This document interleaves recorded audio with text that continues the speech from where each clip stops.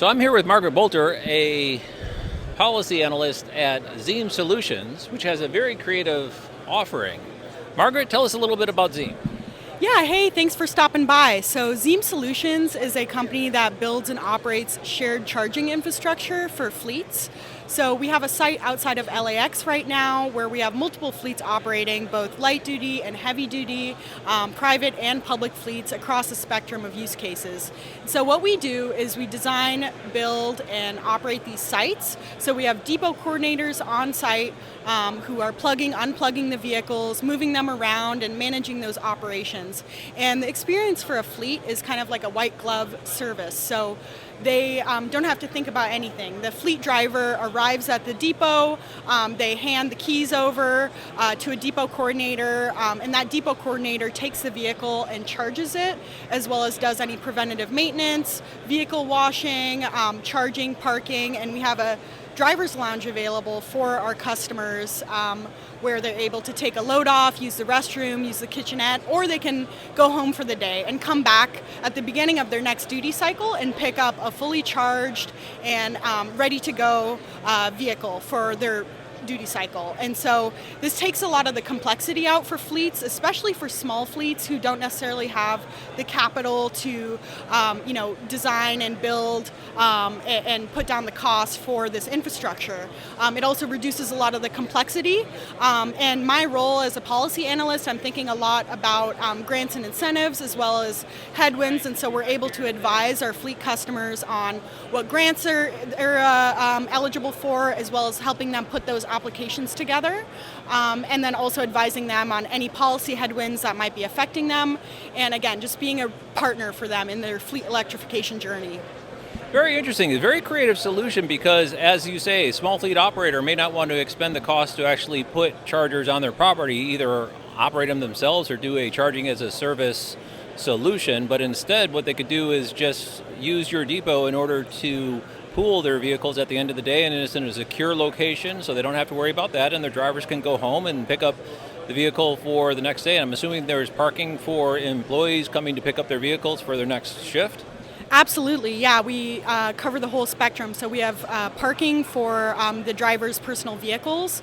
And like you said, this works really well for small fleets, as well as large fleets who want to test out the electrification piece. So we also offer test drives of multiple different vehicles and help advise them on what vehicle might be the best fit for their needs and for their operations. And so both large fleets that are looking to get their toehold in a market, come to us, and a lot of the large fleets, have gone down this path of starting to electrify their depots and then realizing the complexity and wanting to take a step back and work with a partner like Zeem to try that out. I think this offering works really well for small fleets, large fleets also, and we're able to aggregate a lot of the demand, and so we are improving the economics and the economies of scale, both for the fleet operators, for us, also for the utility, because all of this infrastructure is reaching really high utilization. And so with that higher utilization, better economies of scale, we're able to offer a lower price than public charging because we have that high utilization, and that high utilization is only possible because we have that controlled access at the site, and we're really packing the fleets in like sardines. Our day where we had our peak usage, we did over 1,000 charging sessions in one day. That's when there was a concert happening near LAX, and that was really exciting to see the depot in full swing and our depot operators, moving the vehicles around super efficiently. It's a really creative solution. And has there been any analysis for total cost of ownership for the refueling of the vehicles versus doing the depot recharging service like what you have? Because if I'm a small fleet operator, I have to give my drivers P cards to go refill on diesel fuel, and lots of times that could be $1,000 a hit or something like that. And I'm thinking the cost for membership I don't know the specific cost, but I'm just guessing the total cost of ownership using an electric vehicle for delivery or medium duty transport using a fleet depot service is going to cost actually less than the fueling of a diesel truck. Does that sound about right?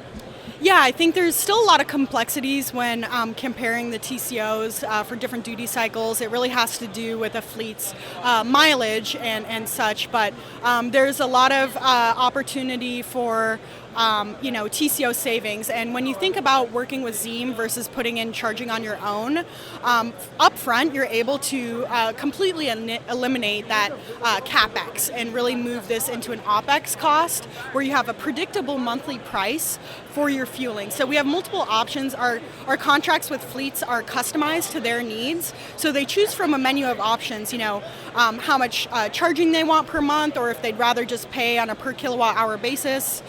They can choose to either pay per kilowatt or have a flat monthly price that's based on their expected usage, and then they have that predictability. And beyond that, they can also add maintenance service, vehicle washing, office space, and so depending on what the fleet's needs are, we tailor that contract to what their needs are, and then we're able to offer a really great solution. And again, the time length of those contracts depends on what the fleet needs. If they only need a couple weeks of charging, or want to have a long-term contract, that can all be figured out with our team. Very cool. And two additional questions. The site that is open, is the charging hardware designed for faster replenishment, like 400 kilowatt, or is it 200 kilowatt, or what type of hardware have you placed at the depot? Yeah, that's a great question. So we have 350 kilowatt chargers from ABB, as well as some L2s from BTC and other providers. We're really excited about megawatt charging, and I'm not exactly sure how much I can share on that front, but really exciting recent installation on the megawatt charging front at our Inglewood depot. And that's as much as I'll say now, but definitely keep tuned in to our press announcements on that front. But we're thinking about megawatt charging. I think there's also, a huge opportunity for the slower charging for certain use cases where there's more time, because the slower charging is more economical to install and is less of a burden on utilities, and you face less of a demand charge. But I do think there's a huge opportunity in that megawatt charging space, and we've been thinking really critically about it.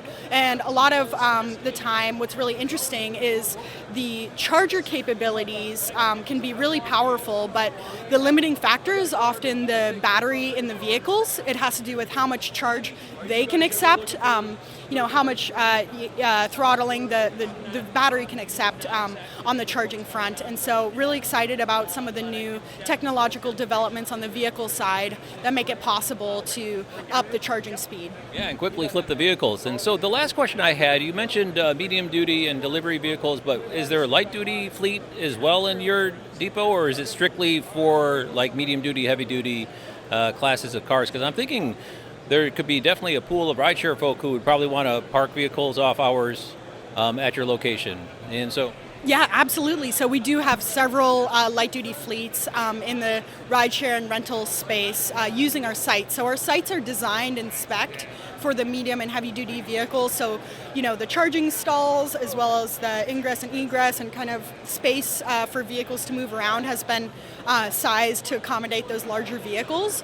But, the light-duty sector is a lot more developed right now and mature than the medium heavy-duty side. And so we're seeing a lot of those light-duty fleets really willing to jump onto the electrification train early and enthusiastically. And so a lot of those customers are actually driving a lot of volume at our sites, which enables us to reduce the cost of the charging for all customers and make it more affordable for the medium heavy duty fleets to electrify. And again, so just thinking about how we can increase utilization across all classes has been really beneficial to offering a better price for our customers.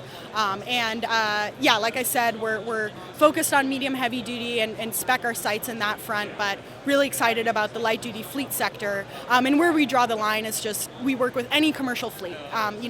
You could not bring your personal Chevy Bolt to charge at our site, but Uber drivers as well as other kind of fleets, freight or otherwise, are welcome to work with us. And we customize that contract to your needs and guarantee a level of service for you. So we guarantee that your vehicle will be ready at 7 a.m. on weekdays with 80% state of charge or whatever that may be, and figure out everything behind the scenes to make that happen, including, offering replacement vehicles if that's needed. If one charger's broken, we're able to move it over to the other charger and have a seamless experience for our customers. Yeah, definitely telescoping into the future where autonomy might be a thing. You're definitely well positioned for that, and a very creative solution for something that is sometimes coined as charging as a service, but taken to the next level. Also get a car wash. Thank you very much, Margaret.